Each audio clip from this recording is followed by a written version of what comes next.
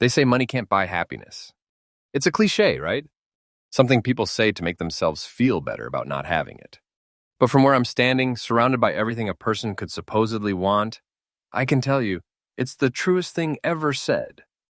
My name is Paul, and this is my story. From the outside, my life is a fantasy. I built a tech empire from the ground up by the time I was 25. The Forbes list, the magazine covers, the private jets, I have it all. But the one thing I've craved, the one thing I can't seem to acquire, is something real. Something that isn't transactional. Love. I've tried. God, have I tried. I've dated models, actresses, heiresses. Each time I'd let myself hope. I'd think, maybe this is the one. Maybe she sees me. But it always ended the same way. The conversation would eventually drift to my connections. A small loan for a startup. An introduction to a producer. A casual mention of a new car they'd love. The moment I saw their eyes light up more when talking about my bank account than when looking at me, I knew.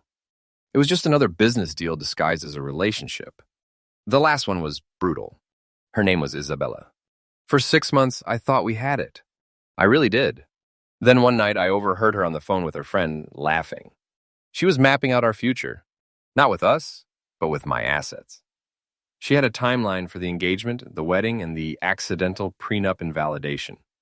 My heart didn't just break, it felt like it had been liquidated. After that, I gave up. I walled myself off. The parties got emptier, the mansion got quieter. I was drowning in success and suffocating from loneliness. I was just about ready to accept my fate as the world's richest hermit. But a tiny, stupid flicker of hope refused to die. I decided to give it one last shot. One final insane roll of the dice. And for that, I knew I couldn't trust my own judgment. I needed help from someone outside my world. I picked up my phone and called Mark. Mark? Hey, it's Paul. You got a minute? He said, yes, sure. It's been a while. Mark was my friend from college. He was a history teacher living a simple, normal life. He wasn't part of my high-flying world, and that's precisely why I trusted him. He'd never asked me for a single thing. He was just a friend. I laid it all out for him. The crushing loneliness, the gold diggers. I told him I was at my wit's end. Mark on the phone, sounding thoughtful and empathetic. Wow, man. I had no idea it was that bad. I'm so sorry, Paul. That's awful. You deserve to be happy. Then I responded, happy. Mark, at this point, I'd settle for not feeling like a ghost in my own life. I just want someone to love me if I had nothing. Is that even possible anymore? Mark on the phone responded, of course it is. You just need to change the game. You can't find an authentic person in an inauthentic environment. You're fishing with the wrong bait in the wrong pond. Let me think on this. Seriously, I'll come up with a plan. A real plan. If there's a woman out there for you, we'll find her. A few days passed. I honestly didn't expect much. What could he possibly come up with? Then he called back. His voice was electric with excitement.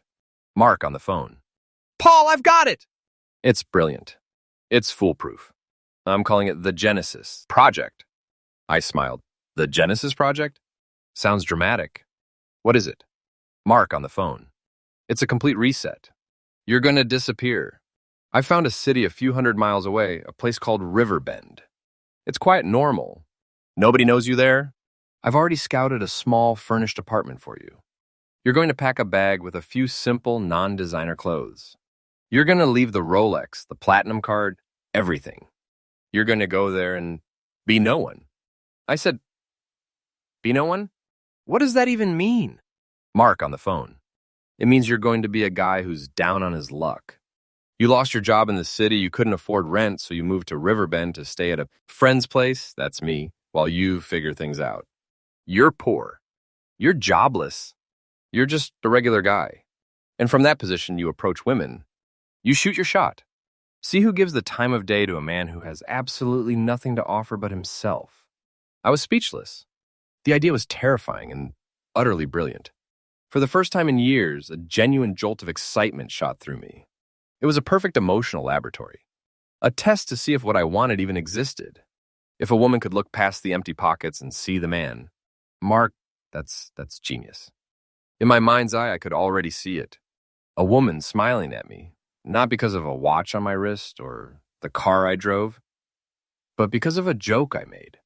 It was a beautiful, intoxicating vision. The Genesis project was a go. The next day, I packed up a simple duffel bag, jeans, and a plain t-shirt. I drove a generic rental car to a quiet, tree-lined street in a new city. I entered a small, slightly dated one-bedroom apartment. Riverbend was a different universe. The air smelled of cut grass, not exhaust fumes. People walked. They didn't scurry. My new apartment was smaller than my bathroom back home. The first few days were a lesson in humility. I learned how to use a laundromat. I learned that instant coffee is a crime against humanity. And I learned what rejection felt like for a normal person. After a few days in Riverbend, I awkwardly approached a woman at a coffee shop who politely but quickly brushed me off. I try to start a conversation with a woman in a bookstore who gives me a wary look and walks away. I started thinking to myself, sitting on a park bench, looking defeated. Maybe Mark was wrong. Maybe in this day and age, status is all there is. I was about to pack it in. I felt foolish. A billionaire playing dress-up in a world he didn't understand. I was still on the bench by the roadside, just staring into space, feeling the full weight of my experiment's failure. And that's when it happened. I heard a woman's voice saying, "Excuse me? Are you okay?" I looked up. A woman with a kind, gentle face and warm eyes is standing in front of me.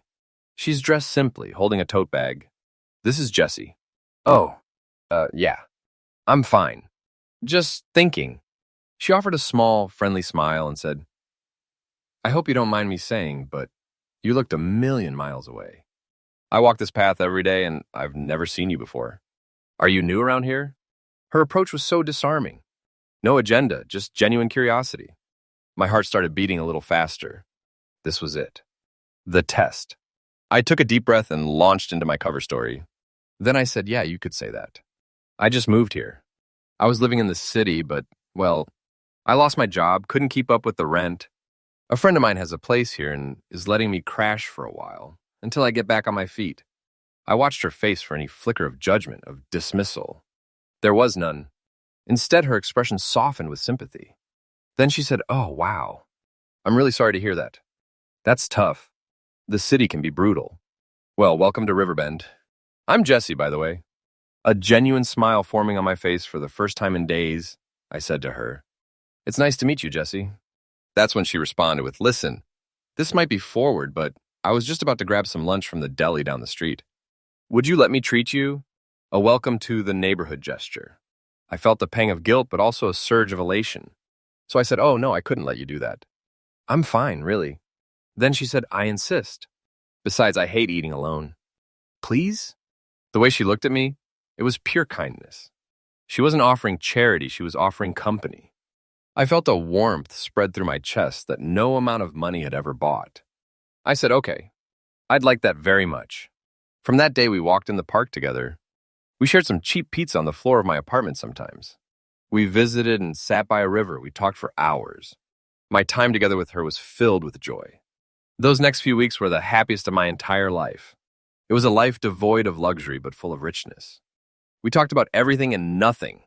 Our dreams, our fears, our favorite books. She was a librarian, smart and funny with a passion for classic literature. I was falling for her, hard and fast.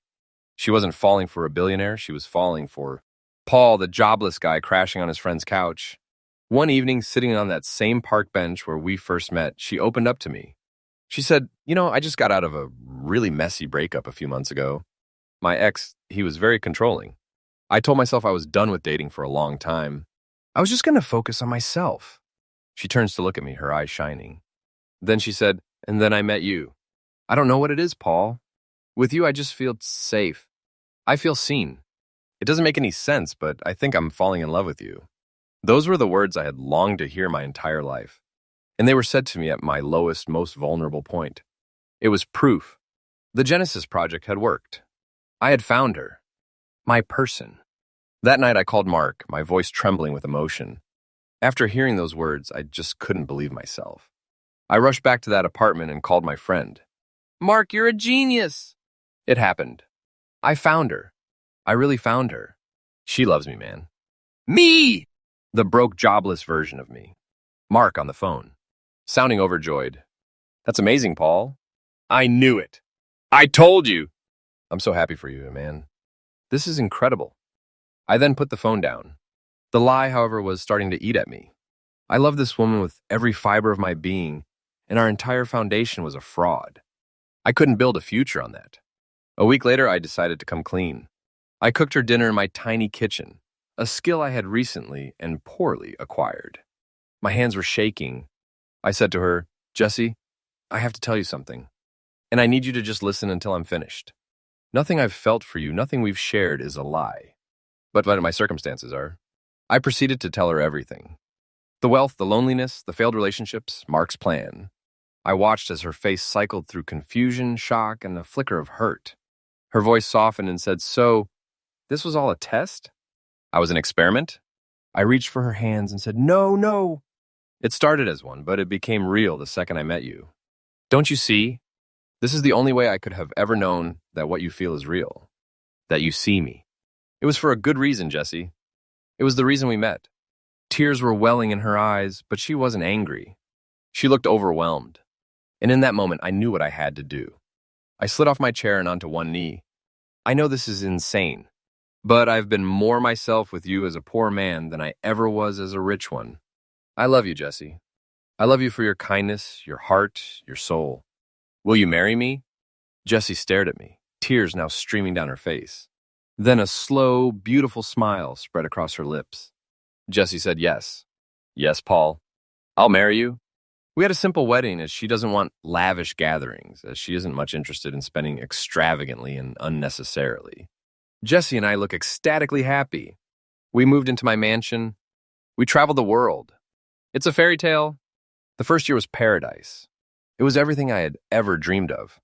She wasn't fazed by the money. She seemed to take it all in stride. Then we had our daughter, Lily. I held that tiny baby in my arms and thought my life was perfect. Absolutely, irrevocably perfect. And then everything started to crumble. It was around Lily's 3rd or 4th month. Jessie changed. It was subtle at first. A pulling away when I tried to hug her. A sharp, dismissive tone in her voice. The laughter died down. Our conversations became logistical about the household or the baby, devoid of any warmth. I tried to talk to Jessie. She was staring blankly at her phone. Another time, at the dinner table in complete silence. A time where Jessie snaps at me for something minor, like leaving a cup on the counter. I pleadingly asked her, "Jessie, what's going on? Talk to me. We can fix this. Whatever it is, we can fix it." She responded coldly, "There's nothing to fix, Paul. I'm just tired."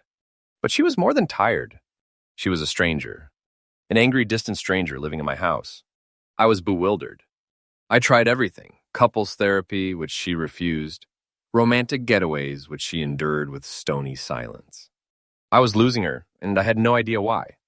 After a few more months of this emotional purgatory, the hammer fell. I was served with divorce papers. We went to court. I sat beside my lawyer, looking haggard and lost. Jessie is on the other side, looking cold and determined. I didn't even care about the money. The settlement her lawyers were demanding was astronomical, a hefty share of everything I'd ever built. But all I could think was, how did we get here? What did I do wrong? I loved her. I still loved her. I just wanted my wife back, my family back. The proceedings were a blur. My lawyer was talking about asset division, and I felt like I was going to be sick. During a recess, as I was standing in the hallway, my phone rang. It was a number I hadn't seen in years. I picked the call. "Hello?" Voice on phone, "Paul." "It's David." "David Chen from uni?" I was confused, so I asked, "David?" "Wow. It's been a long time. How are you?" David on the phone, "I'm good, man, but listen, I'm not calling to catch up. I'm so sorry to be doing this right now. I know the timing is horrible, but I saw the news about your divorce. And when I saw the picture of your wife, Paul, I had to call." I asked him, "What about her?" David on the phone, "Man, I know her. Or I know of her. Isn't that Mark's girlfriend? Mark Peterson?" The world stopped. The hallway tilted. It felt like a punch had knocked all the air from my lungs. Mark. My friend Mark. The architect of my happiness. My voice barely whispers, "What?" "No, that's not possible." Jessie and I met in Riverbend. Mark lives here. David on the phone, "I don't know about all that, man, but I swear it's her. They've been together for years. I've seen them together dozens of times at mutual friends' things. I'm sending you some pictures right now. Check your phone." And Paul, I'm really sorry to say this, but if I were you, I'd get a DNA test for your kid. My phone buzzed. I opened the message. There they were, picture after picture. Mark and Jessie, at a barbecue, arms around each other, at a Christmas party, kissing under a mistletoe, on a beach, looking like a couple deeply in love. The dates on the photos went back 5 years. My vision blurred. The hints, the little things I'd dismissed. The way Jessie never wanted to visit my hometown before we were married. The vague answers Mark would give when I asked about his own love life. It all crashed down on me. A sickening, horrifying puzzle snapping into place. I stumbled back into the courtroom, my face ashen. I went straight to my lawyer and said, "We need an adjournment. Something serious has come up. I need 24 hours. By some miracle, the judge granted it. That afternoon was the longest of my life. My influence and fame, the very things I had tried to escape, now served a grim purpose.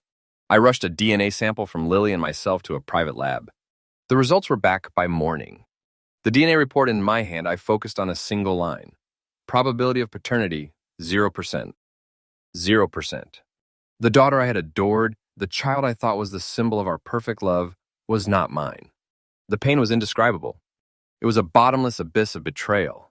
The next few hours, before we were due back in court, I confronted Jessie at the house. I didn't yell. I didn't scream. I just placed the stack of photos and the DNA report on the marble island in front of her. Jessie looks at the evidence, her cold facade finally cracking. Her face crumples and she collapses into a chair sobbing. Through tears, it was all Mark's plan. All of it, she said.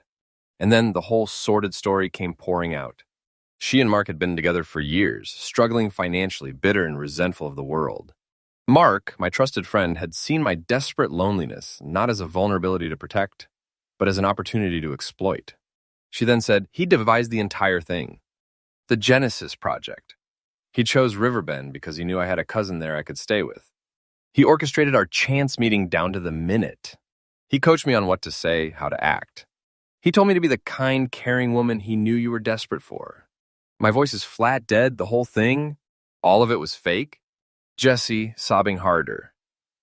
The plan was to marry you, get pregnant, and then divorce you within a year or two.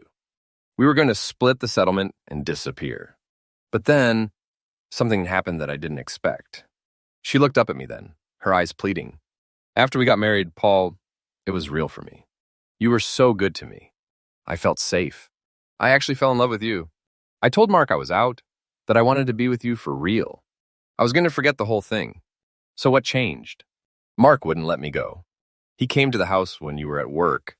He threatened to expose me. He forced me. He said I owed him. It happened several times. I was trapped. I was disgusted with myself. But I still didn't want to leave you. The thing that changed everything was Lily. When I found out she wasn't your daughter, that she was his, I knew there was no way out. I knew I couldn't live with that lie with his child in your house forever. So I went back to the original plan. I had to. I stood there listening to her confession. And I felt nothing. The love was gone, cauterized by the sheer scale of the deceit. The pain was still there, a massive, gaping wound in my soul. But beneath it, a strange sense of relief washed over me. It wasn't my fault. I wasn't a bad husband. I hadn't failed. My marriage hadn't failed. It had never existed in the first place. It was a meticulously crafted illusion, a long con played by the one person I thought I could trust. We got to the courtroom. It's brief. My lawyer presents the evidence. Jessie and her lawyer were silent. The case is dismissed. The divorce is granted, but she gets nothing. Justice cold and swift. The aftermath was messy. Mark is facing a slew of charges, from fraud to extortion. Jessie disappeared. I never saw her again. The betrayal from my friend shattered me in ways the romantic betrayal never could. He didn't just break my heart, he poisoned my hope. But in a strange twist of fate, another friend saved me. David, a guy I hadn't spoken to in nearly a decade, who made one phone call that unraveled everything. It taught me that real connections can be dormant for years and still hold more value than the manufactured affection you see every day. I'm still healing. I don't know if I'll ever be able to fully trust someone again. The wound is deep, but I'm not in the cage anymore. The knowledge, as painful as it was, set me free. I know the truth. I survived. And now I'm focusing on the one thing I have left that I know is real, myself. I'm channeling all my energy into my work, into my own growth.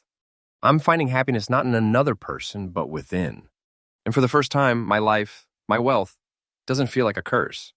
It feels like an opportunity to build a future on a foundation of truth. My truth: life is going to knock you down. It will throw betrayals and heartbreaks at you that you could never see coming. People you trust will hurt you. The world can seem like a dark and cruel place. But here's the thing: you are stronger than your pain. Your story isn't over just because one chapter was a nightmare. The sun always rises, and with it comes the chance to start again, wiser and stronger than before. Don't let the actions of others destroy the good that is within you. Protect your heart, but don't close it off forever. And hey, if you thought my love life was an absolute train wreck, hitting a dumpster fire in the middle of a hurricane, do me a favor and smash that subscribe button, because apparently my life is a source of endless cautionary content. Seriously though, I want to hear from you. Drop a comment below with the most shocking, you can't make this stuff up moment from your own life. Let's compare notes on who needs the most therapy. I think I'm a strong contender for the championship belt right now. And don't forget to ding that little notification bell so you don't miss the next chapter of my journey. Hopefully it involves fewer elaborate scams and more, I don't know, adopting a dog. Seems safer. Thanks for watching. Stay safe out there, people. And maybe, just maybe, run a quick background check on your friends. You never know.